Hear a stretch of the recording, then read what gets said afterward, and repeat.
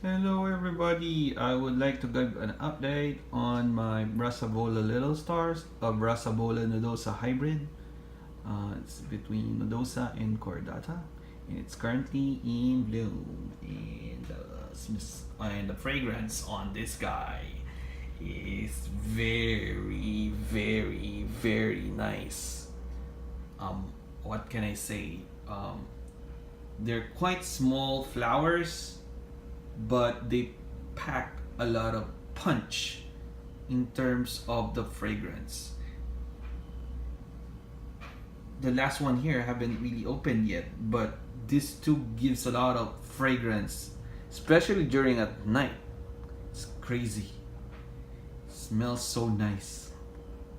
And the plant is not so big too. I mean, it's comparable to this miniature phalaenopsis, miniature dendrobium here. As you could see, remember from my last video, dendrobium nanochip. Alright. But this guy here, I mean, the fragrance is just so delightful.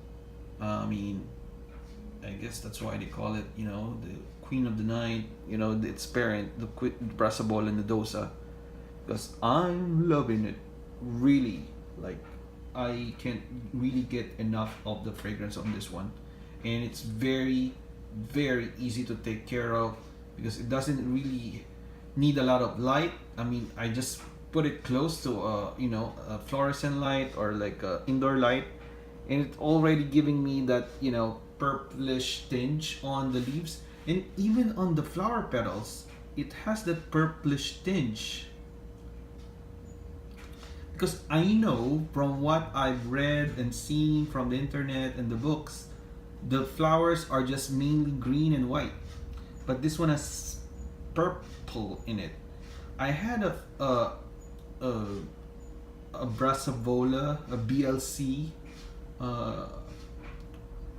cattleya before. It kind of looks like this but bigger, but I remember it has purple coloring like this also on its petals, and I suspect it's because it's just too much light, and it passed it on to the other its progeny, it's children basically.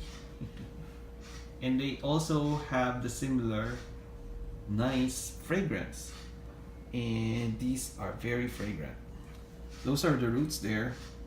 I just keep them like relatively moist, but let it dry more towards the dry side and then moist again.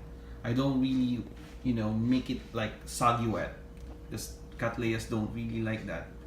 It's not really much more closer to a cattleya, but the Brassavola is like just in the cattleya alliance, and they kind of have like the same culture. And there you go. So basically, yeah, I'd really recommend it. I only had like it for like more than 6 months, and it's already blooming. And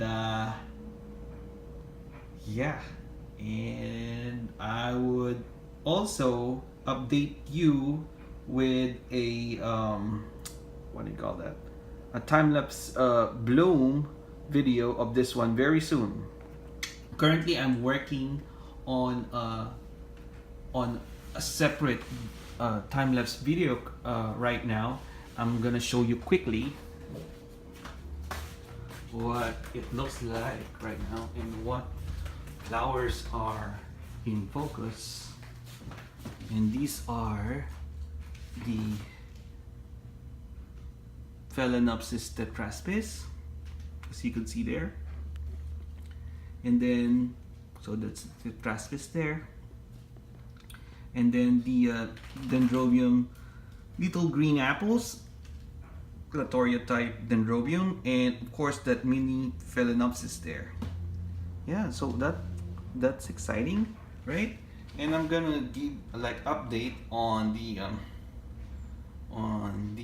time lapse very soon.